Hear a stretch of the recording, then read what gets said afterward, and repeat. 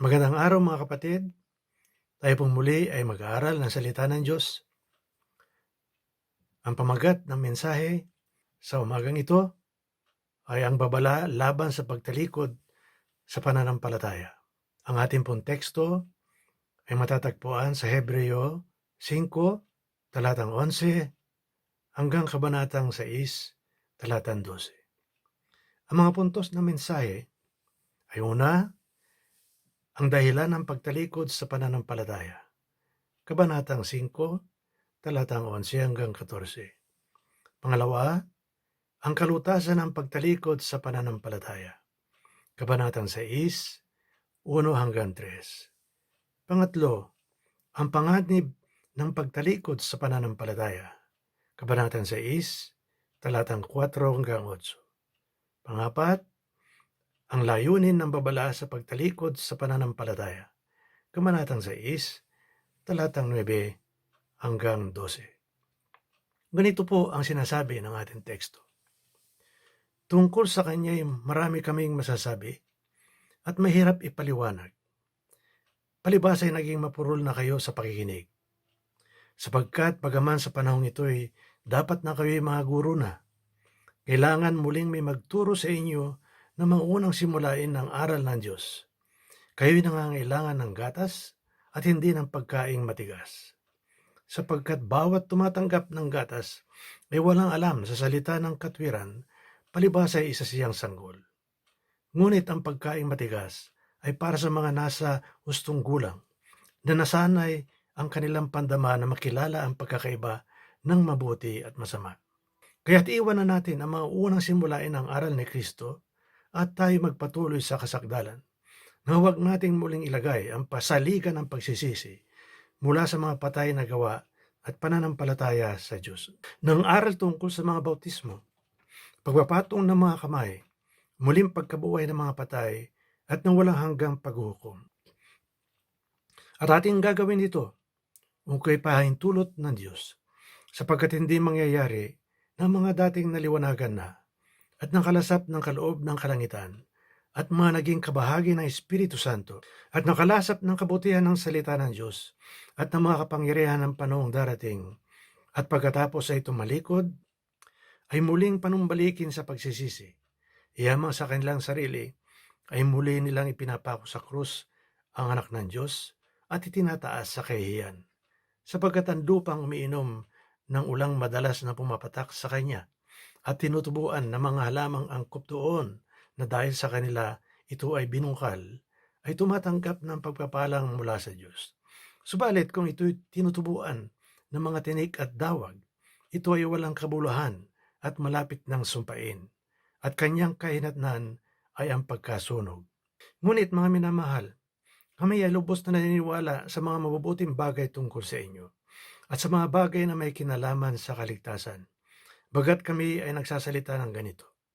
Sapagkat ang Diyos ay hindi masama, hindi niya kaliligtaan ang inyong gawa at ang pag-ibig na inyong ipinakita sa kanyang pangalan at sa inyong paglilingkod sa mga banal, gaya ng ginagawa ninyo ngayon. At nais namin na ang bawat isa sa inyo ay magpakita ng gayon ding sigasig upang inyong malaman ang ganap na katiyakan ng pag-asa hanggang sa katapusan, upang kayo huwag maging mga tamad, kundi mga tagatulad kayo sa kanila na sa pamamagitan ng pananampalataya at ng pagtitiis ay nagmamana ng mga pangako. Ang Biblia Tagalog, 2001. Tayo po'y manalangin sandali. Amang Diyos na banal, maraming salamat po sa umagang ito na pinagkalooban po sa amin. Nawa Panginoon, patnubayan mo po ang aming pag-aaral upang maunawaan namin ang mga salita mo na aming binabasa. Sa pangalan ni Jesus. Amen. Walang nakakatiyak kung ang aklat ng mga Hebreo ay sinulat ni Apostol Pablo o hindi. Pinagtatalunan ng mga dalubhasa sa banal na kasulatan ang bagay nito. Ngunit sino man ang sumulat ng aklat, ang mahalaga ay kinasihan ito ng Diyos at mapapakinabangan sa pagtuturo, sa pagsaway, pagtutuwid at sa pagsasanay sa katwiran upang ang tao ng Diyos ay maging ganap, nasasangkap ang lubos sa lahat ng mga gawang mabuti. Pangalawang Timoteo 3:16-17.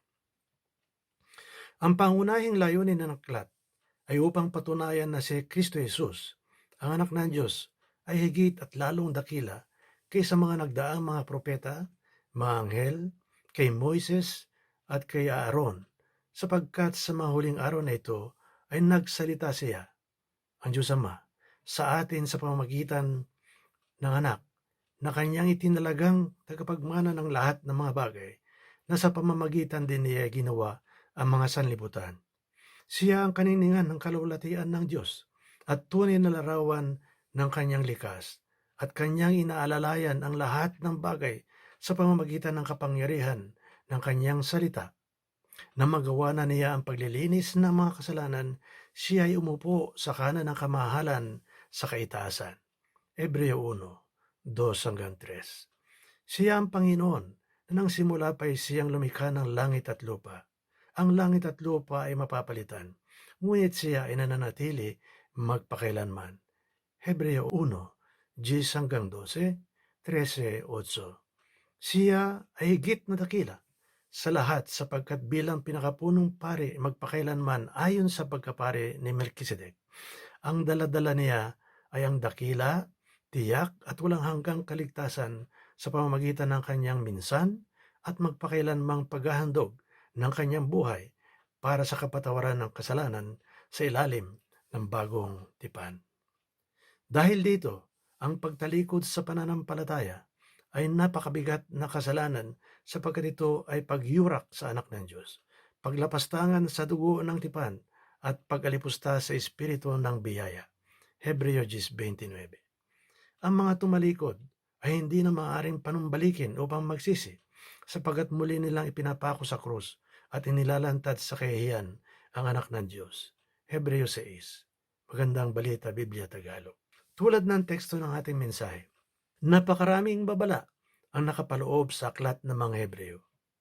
Ano ang dahilan ng pagtalikod sa pananampalataya?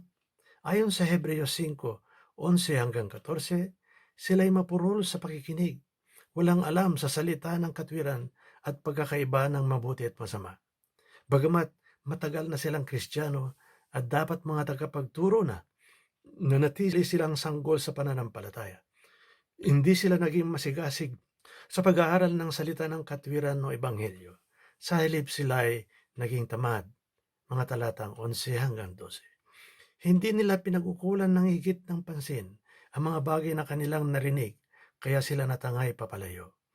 Pinawalang kabuluhan nila ang dakilang kaligtasan na ipinahayag noong una sa pamamagitan ng Panginoon at pinatunayan ng mga nakarinig sa Kanya na pawang pinatotohanan din ng Diyos sa pamamagitan ng mga tanda at mga kababalaghan at iba't ibang himala at mga kaloob ng Espiritu Santo ayon sa Kanyang kalooban. Hebreo 2:1-4. Bagamat tapat na naglilingkod ang mga namumuno at nagtuturo ng salita ng Diyos, naging ugali na nila ang kaligtaan ng pagtitipon at pag-aaral, kaya't sa halip na lumago, sila'y lumayo sa pananampalataya.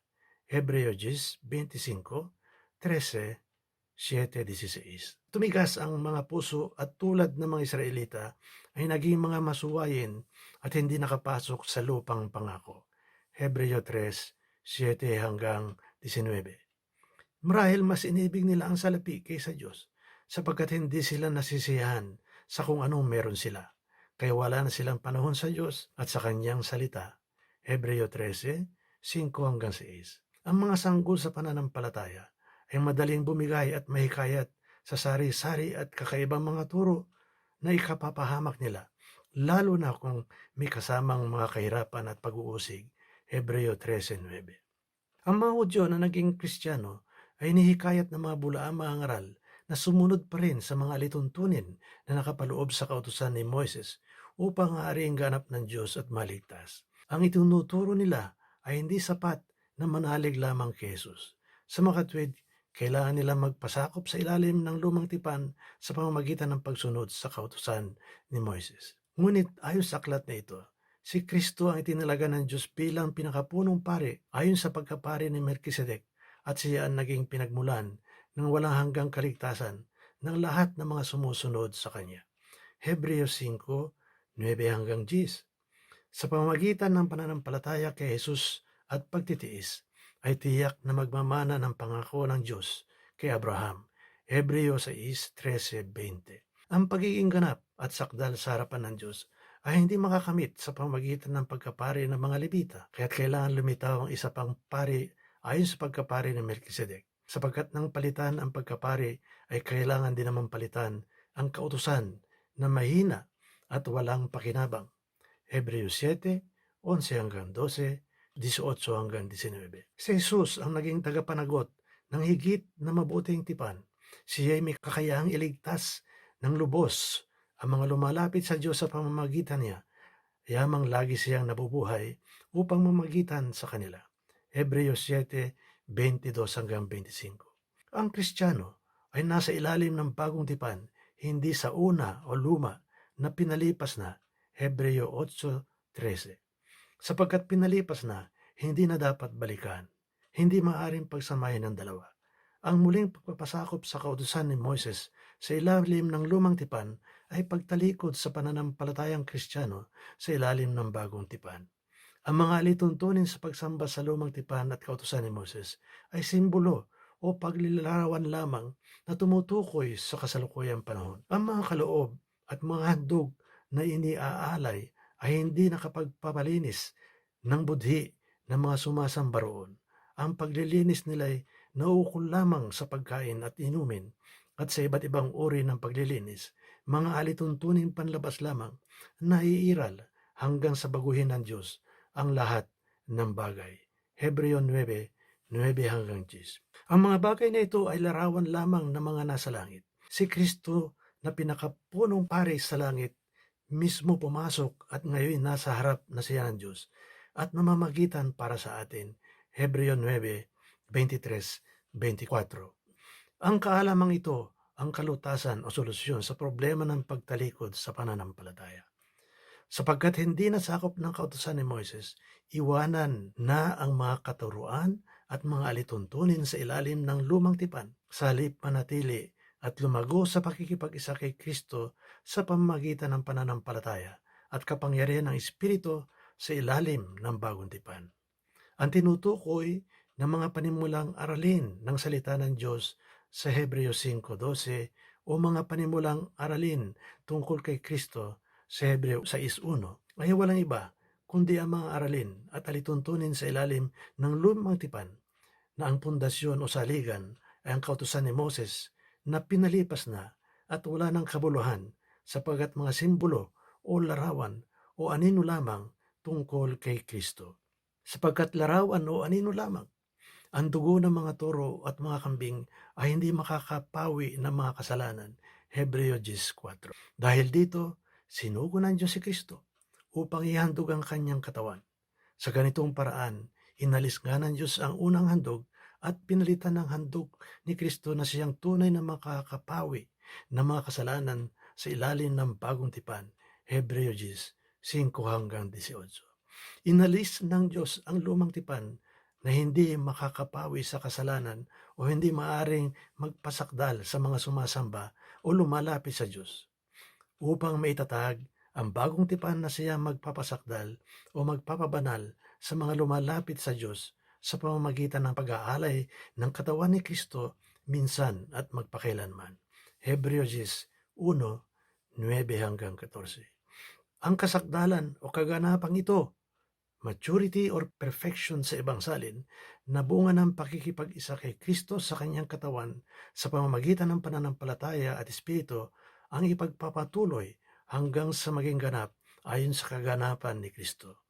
Efeso 4:12 hanggang 14, 2 Korinto 3:6 hanggang 18. Ang magtatag muli ng pundasyon o saligan ng lumang tipan na pinalipas na ay bumabalik sa pagkabata o pagiging sanggol na mapurol ang pag-iisip at pag-unawa. Binabalikan ang pinalipas at pinalitan ng Diyos o hinahalukay ang wala ng kabuluhan o ibinasura na ng Diyos. Sa ilalim ng lumang tipan, ang pananampalataya sa Diyos ay pinakikita sa pagsunod sa kautusan ni Moises. Sa bagong tipan, ang pananampalataya natin sa Diyos ay pinatutunayan natin sa pamamagitan ng pananampalataya sa kanyang anak na si Kristo Jesus at sa kanyang utos na mag-ibigan sa isa't isa. Juan 14:1, unang Juan 3:23. Sa bagong tipan, kung nagkasala at nagsisisi, ipahayag natin ang ating mga kasalanan at tayo'y patatawarin alang-alang sa kanyang anak na laging namamagitan bilang ating pinakapunong pare. Hindi na kailangan maghandog ng mga hayop o dumaan sa mga sari-saring mga seremonya ng paglilinis o mga bautismo na pawang panlabas na kaanyuan o mga simbolo lamang. Hebreo 6:2, 9:10, 13-4, mga bilang 19, 1-22. Sa lumang tipan, ang mga nagpapasakop at buong pagsisikap na sumusunod sa kautusan ni Moises ay hindi kailanman magiging malinis, matuwid at ganap sa harapan ng Diyos. Sa halip sila'y nasa ilalim pa ng sumpa ng kautusan. Kaya't sa pagkabuhay ng maguli ng mga patay at ng walang hanggang pag-uukom, sila'y tiyak na mapapahamak sapagkat hindi sila kasama sa mga tinubos ni Kristo mula sa sumpa ng kautusan. Galatia 3:10 at talatang 13. Ngunit sa ilalim ng bagong tipan, sa pamamagitan ng ating pinakapunong pare na si Kristo, tayo mga pinili, tinawag at tinubos ng kanyang sariling dugo ay tiyak na tatanggap ng pamanang buhay na walang hanggan sa pagkabuhay na muli ng mga patay at ng walang hanggang paghuhukom. Daniel 12:1-3, Hebreo 9:11-15, 27-29, Hebreo 12:22-24, Pahayag 13:8, Pahayag 20:11-15. Mapanganib ang magpasakop muli sa kautusan ni Moises sa ilalim ng lumang tipan sapagkat malalagay uli sila sa ilalim ng sumpa na siyang dahilan kaya nagpapako sa krus si Kristo. Napakabigat at napakadakilang sakripisyo ang ginawa ng anak ng Diyos upang sila mapalaya sa sumpa at pagkaalipin. Ngunit kung sila ay magpaalipin pa muli, binabaliwala nila si Kristo at ang kanyang pagdurusa at pagbabuwis ng buhay sa krus. Ang mga nagsisikap na maging matuwid sa pamamagitan ng pagtupad sa kautusan ay hinihiwalay nila ang kanilang sarili kay Kristo at napalayo sa kagandahang loob ng Diyos. Galatia 5:1-4. Sinira nila ang kasunduan sa ilalim ng bagong tipan at binaligtad nila ang ginawa ng Diyos na pinalipas at pinalitan ng bago ang luma. Hebreo 10:9-10. Sinira ang bago at ang ipinalit ay ang luma at ibinasura ng Diyos. Itinakwil nila si Kristo, ang pinakapunong pare na naghandog ng kanyang buhay upang sila'y maging malinis at sakdal sa harap ng Diyos. At ipinalit ang pinakapunong pare sa ilalim ng lumang tipan na walang kabuluhan. Ito ang dahilan kung bakit hindi na sila maaring panumbalikin upang magsisi, sapagkat kailangang magpapakong muli sa krus si Kristo upang maitatag muli ang bagong tipan o kasunduan. Hebreo 6:6.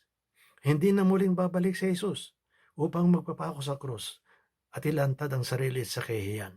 Hebreo 9:28. Madalas ginagamit ang mga talatang Hebreo 6:4-6 upang patunayan na may tunay na mananampalataya na mawawala ang kanilang kaligtasan at mapapahamak sa impyerno. Ngunit ang ipinapaliwanag na may akda ng aklat ay ang panganib o ibubunga ng pagtalikod sa pananampalataya kay Kristo at muling pagpapasakop sa kautusan ni Moises sa ilalim ng lumang tipan. Hindi sinasabi ng may akda na may mga tunay na mananampalataya na tatalikod at mapapahamak. Ito ay babala upang hindi sila tumalikod.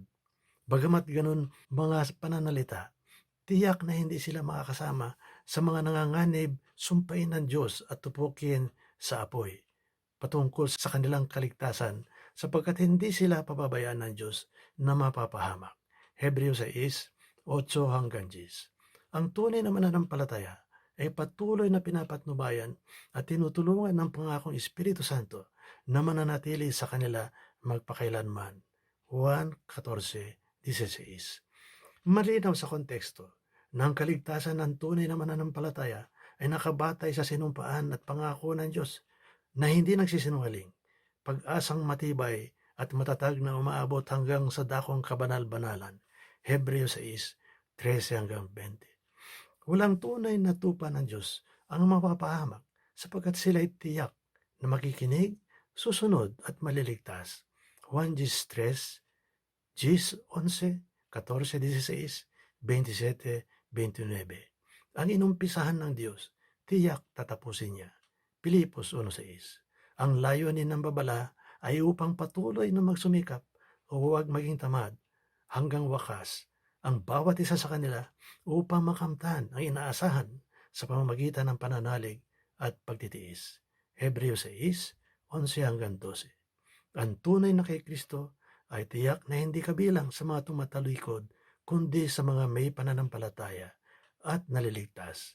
Hebreo 10:39. Nawa mga kapatid, ay napagpala tayo ng maikling pag-aaral nito. Tayo po yung manalangin muli. Amang Diyos na makapangyarihan sa lahat, maraming salamat po sa araw na ito na pinagkaloob mo sa amin. Nawa Panginoon, ang mga talata na amin pong binasa at pinag-aralan ay may tanim sa aming mga puso upang maging gabay namin sa aming pamumuhay bilang iyong mga anak. Sa pangalan ni Jesus. Amen.